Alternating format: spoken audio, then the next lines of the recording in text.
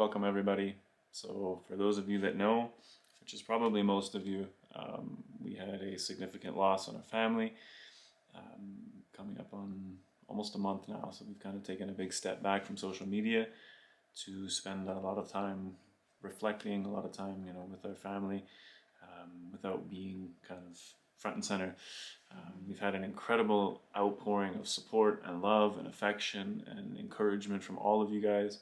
So we thought that it's time now where we kind of get back on track, and we certainly wouldn't want to do that without kind of telling our story and letting everyone know kind of what we've been going through and the difficulties that we've had and how we're kind of navigating this situation. Mm-hmm.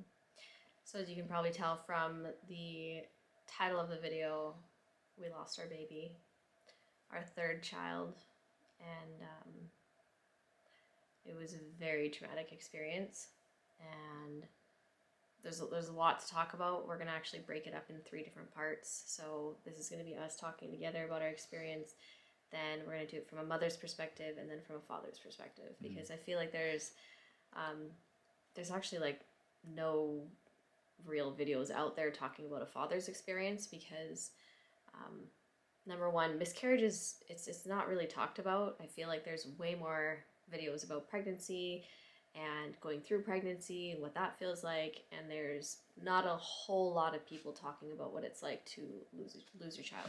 And considering how frequent and common miscarriages are, you'd think it would be something that would be more easily to access, in terms of people talking about it. But I think it is a taboo subject because you have so many different angles and so many different perspectives.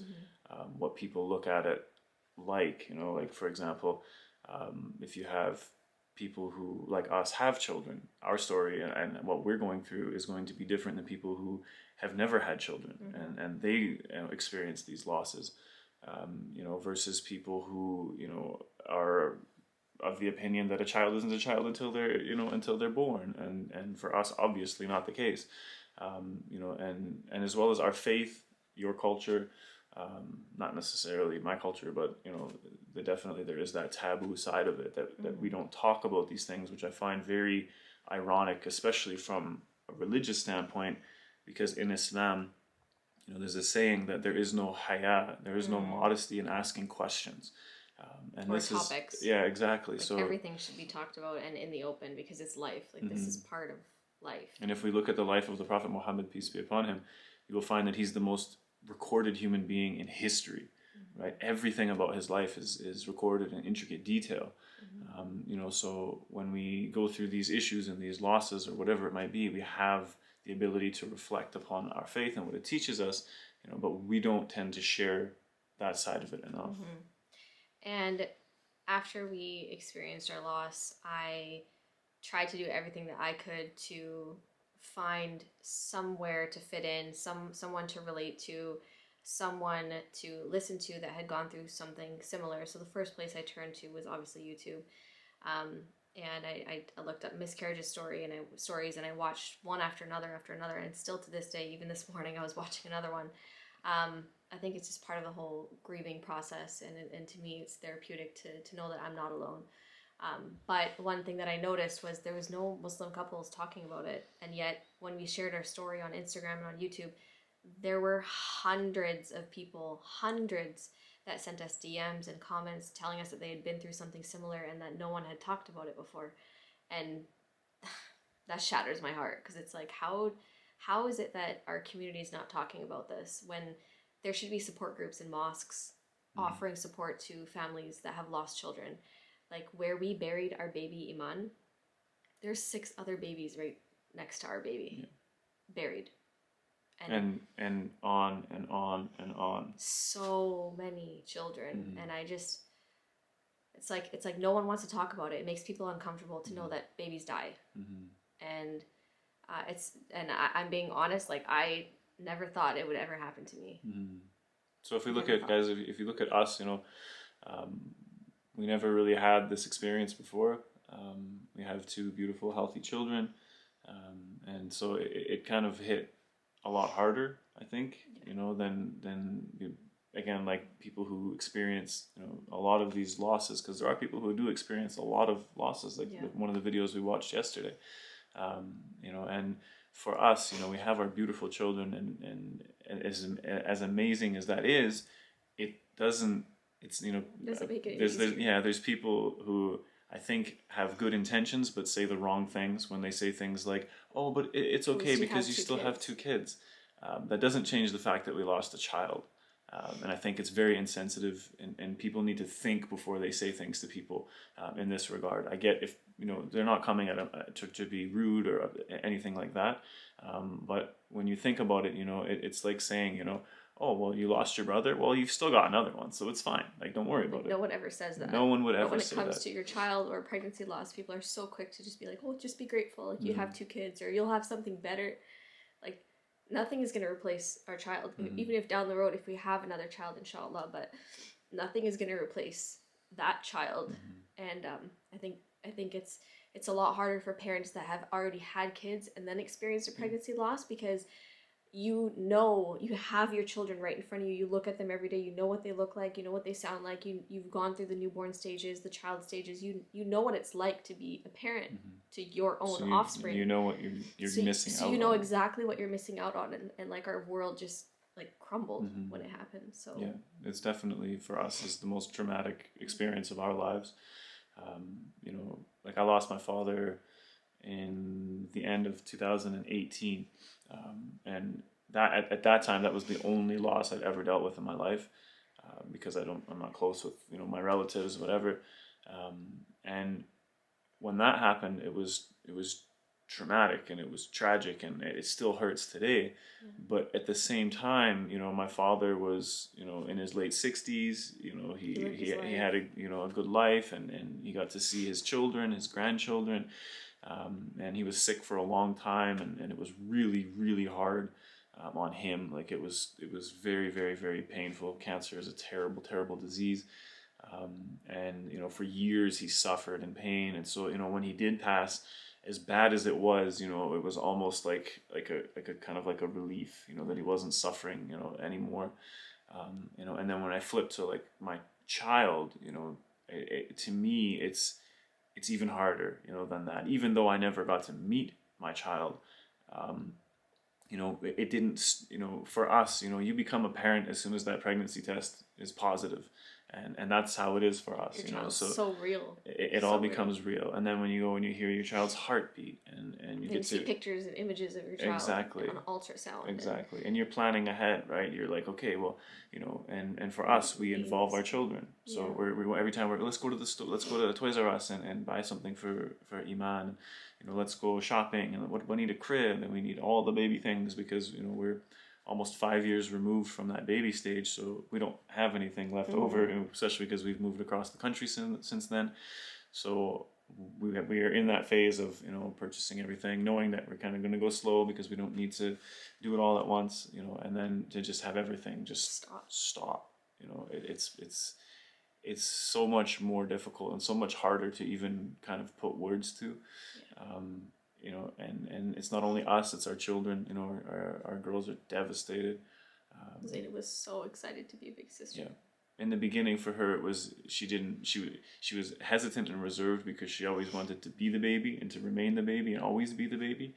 But once she understood that, you know, that she gets to take the role that her big sister has in being a big sister to the little baby, it changed everything, right? And yeah, so she took that role seriously. She wanted to be a big sister. Like, she would always hold my belly and sing to it, and she loves babies. Amina loves babies. Like, they're the best. They would have been incredible older siblings. So and whenever we are around friends of ours with babies, you know, instantly our girls just migrate right to the baby, and it's just like, even if they're just a little bit younger than them, it doesn't matter. That's good enough for a baby. Taking them under their wing, you know, pinching the cheeks and just being, you know, great caretakers. So much love. They had so much love to give, and I still remember the day that we came home, because we had a missed miscarriage, which is even more devastating, I think. And you know, like, every loss is devastating, but I feel like a missed miscarriage is so shocking.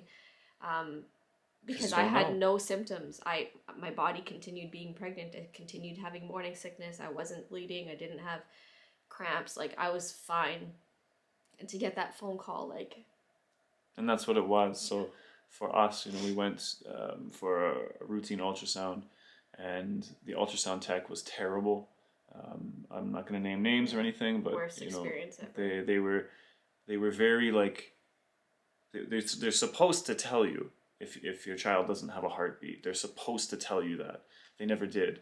And they just They kind made of us sit in the waiting mumbled room. and then said, "Oh, come and see." Actually, because of COVID restrictions, she had to be in there by herself. The lady then came out to grab me to come in and see the baby, and it was just like, "Okay, there's the baby," and then out, right? And she's It knowing was so quick. that there was no heartbeat at that time.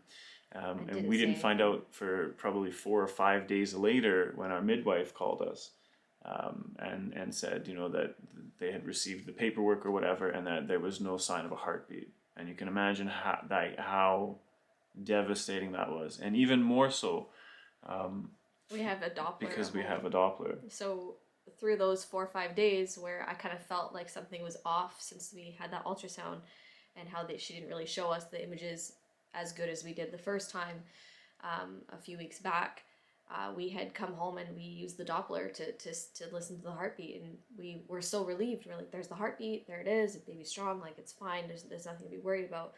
And so when we got that phone call, it was like, how is this possible? We just heard the baby's heartbeat like this morning. And even right after that phone call, because they said, "Oh, well, it could be just some error or something, so don't be too worked up about it." And then we tried it again, and so here's the thing, right? A Doppler,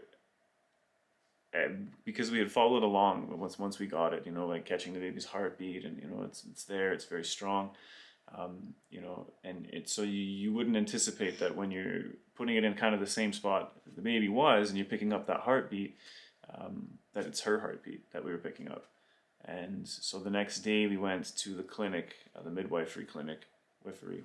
The same day we went, the same same day we day. got the phone call. Same day, okay. And then yeah, they confirmed that there was no heartbeat. That it was my heartbeat that we were hearing the whole time, Yeah.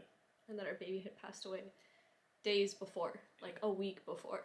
Yeah. So I was carrying, at the point when I had surgery, I was carrying our baby for 10 days. And it could have been weeks before we even actually knew, had we not had that ultrasound. And then the sequence of events that happened after, it's been so traumatizing, like physically. Mentally, emotionally. In and out of the hospital 5 times now. Had 5 ultrasounds in the span of like 2.5 weeks. Mm-hmm. So many complications. Yeah, because she's so far along. For one, the baby, it was already 10 days. Yeah. And her body hadn't basically recognized it, still thought it was pregnant. Therefore, still the morning sickness, still everything, no bleeding, no nothing. And so that was their recommendation, is that there's too many complications to try to do it naturally at that point, and there's too many complications with the oral medicine that you can take. So that's what they said, is you need to do this, and you need to do it right away. Yeah, to prevent infection, which I did end up getting an infection. I'm on, like, still to this day, I'm on my 3rd dose of antibiotics. Like, my body was not ready to let go of this baby, like, at all. And, like, to this day, I'm still struggling. And so it's really hard for us as a family, because you can't emotionally heal till you, like, physically heal. Yeah. Because every day is a reminder, like, of what happened. And it's been really, really hard. It's like, what it's been for us is kind of like, if you're driving down the highway doing 100 and you instantly stop that car against a brick wall. Like, that's what happens when a woman is pregnant. She's spent months and months and months. Her body is literally changing. Her bone structure is changing. Everything is moving and pulling, and ligaments and all this sort of stuff. And then you just stop, and then your body is like, what the heck is going on here? And so all of that, what would normally be a regular course of action, is all having to kind of change at a time when it's really not meant to.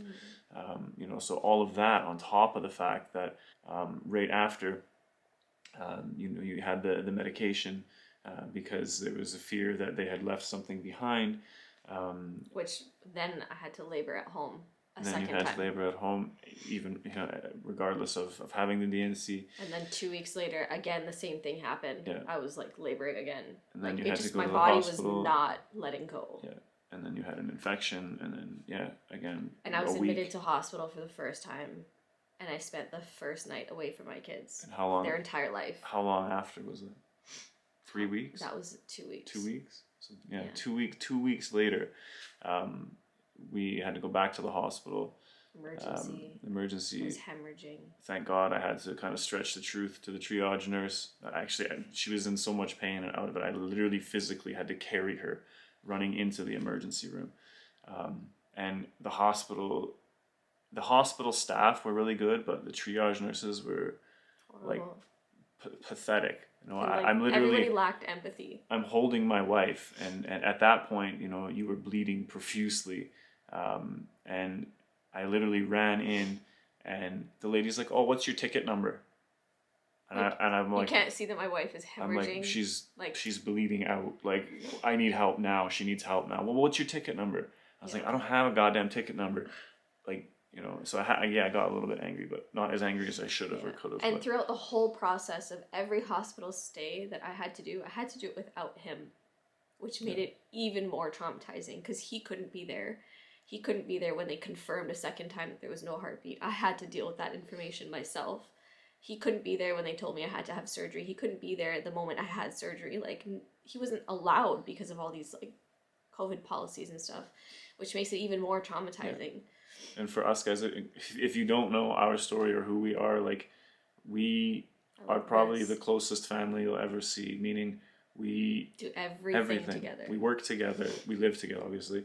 We raise it. We're literally together 99.9% of the time, since we got married. Yeah. And over the last, year and a half, 2 years now since COVID started, and we started our business and social media and everything, we literally are together all the time. All the time. We don't do things apart from each other. I don't go out with my friends. She doesn't go out with. We are our best friends, and when we do go out with friends, we're going out with families, of friends. So this, I was there for every single doctor's appointment for our first, 2 pregnancies. Every minute of labor, every minute of delivery, every time my kids had to get their immunizations, I was the one holding them. Like, that's how close we are. So when they tell you that, oh, sorry, you can't come in and be part of this. So my wife has to literally go and have a confirming ultrasound that our baby has died, and she has to do it alone. Not only that, with a box of tissues. When we showed up there for that ultrasound, the lady was ready for us because our doula had called and like trying to get it so that I could be there, and she literally lost it. She's like, she said, I'm calling security. I was like, I don't give a damn if you're calling security. Like, and then the other nurse quickly pulled us away and kind of calmed the situation down and stuff. But and then she put me in a room with a box of tissues for 4 hours. Yeah. As if I couldn't be there. And that's how I had to deal with this. Yeah. Just the thought of getting an ultrasound or visiting a doctor or going to a hospital, it's very, very traumatizing. Yeah.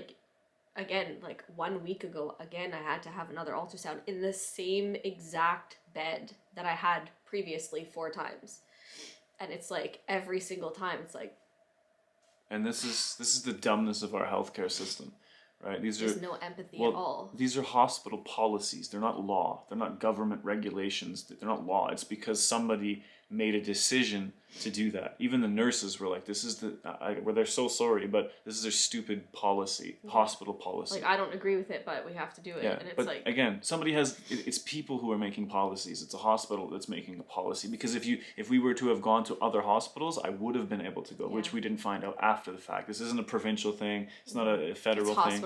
It's hospital to hospital. So the fact that these people, stole that from us is ridiculous. And again, it's nothing against the nurses. They were phenomenal. They're super kind, super nice, doing the best that they could. Doctors the same. Yeah. Some. There was some that were so, the second time that we went to the hospital, I was there alone again in Emerge and explaining my situation, explaining my symptoms and what happened, and I told her I was having complications from surgery, and she asked for what, and then when I told her how far along I was, I started crying a lot, and she's like, "Oh, it's fine. It's just hormones."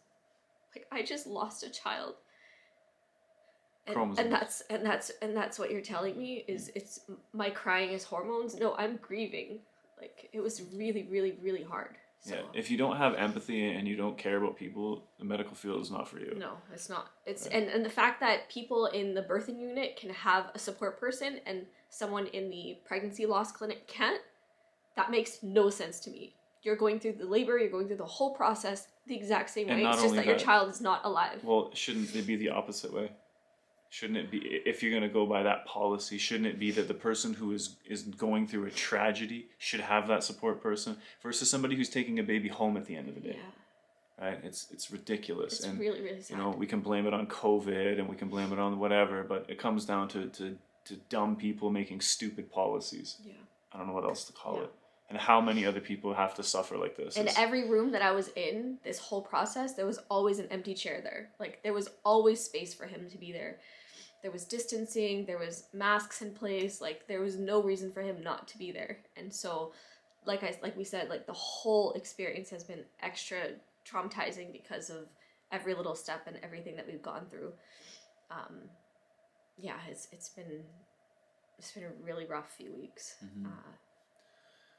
And, you know, for us, it's, again, as traumatic as it is and as hard as it is, there is a silver lining. It's one that's the most difficult to accept, but that is faith, right? That is something that has got us through a lot of this.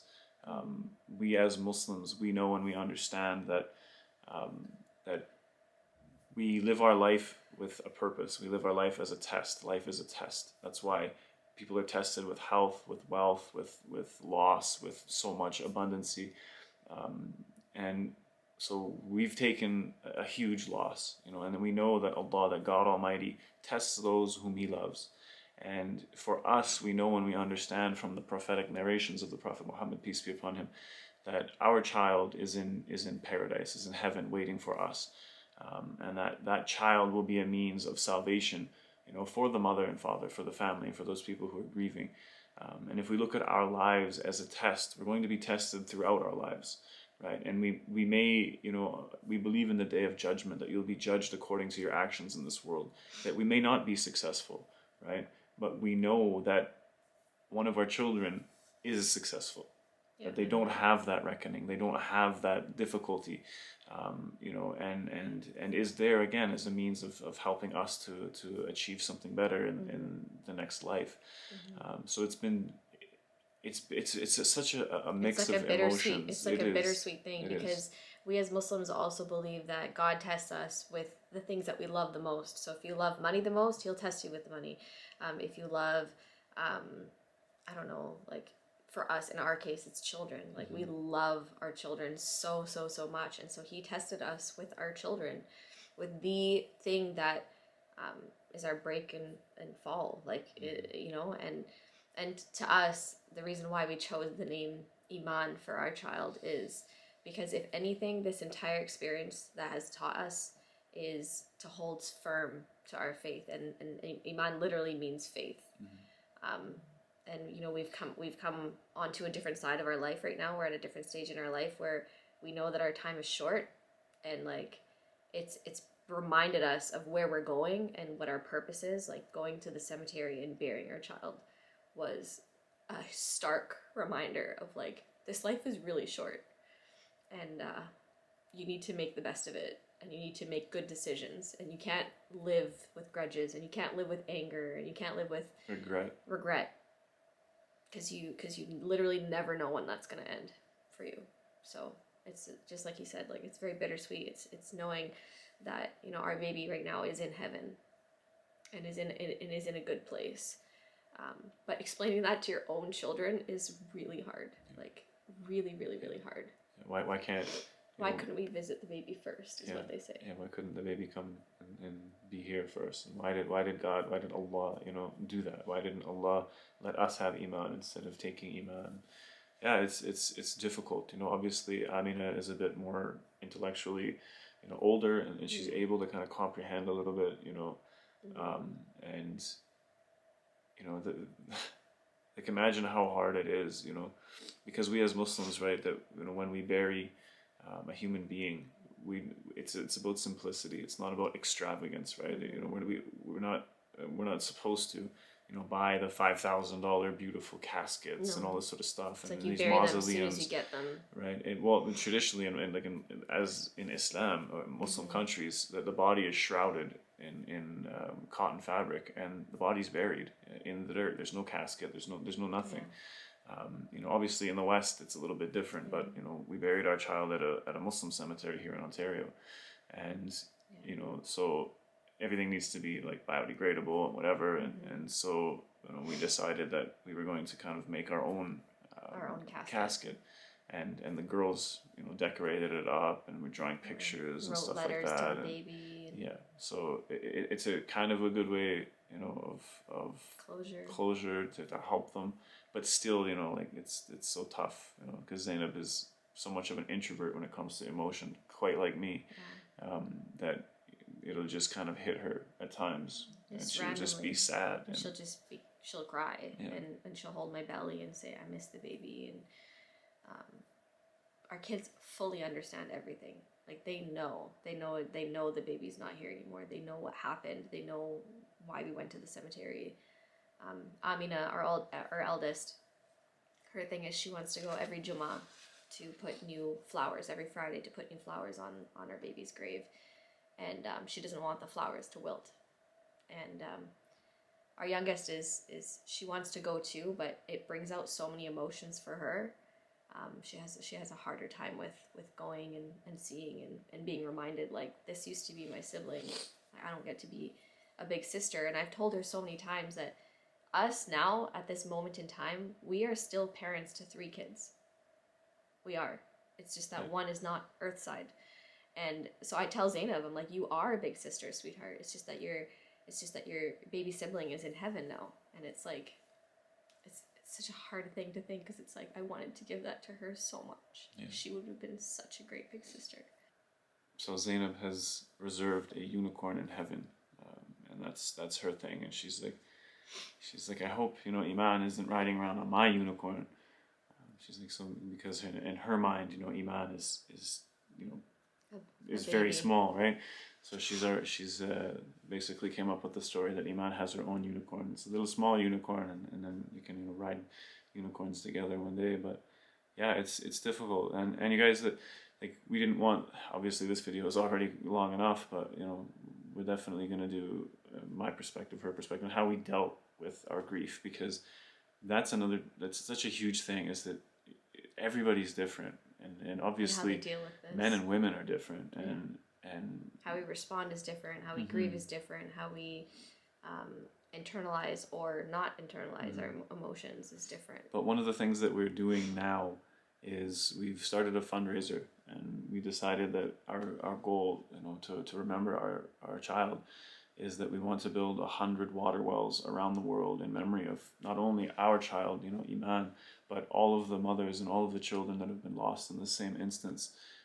You know, so that the people around the world who are drinking from these wells will be able to, you know, to see that this is in memory of, you know, these children, you know, our beautiful baby Iman. So that's why, you know, with your help, you know, you guys have always been there for us. You guys have helped us crush every fundraiser that we've ever done. You've just made miracles happen. So this one, you know, we're raising $150,000 to build these 100 water wells in, I think it's about 6 different countries in Africa and Asia. And, you know, we can't do it without you. But then when this happened, we talked to Human Concern International, HCI, whom we traveled to Turkey and Syria with.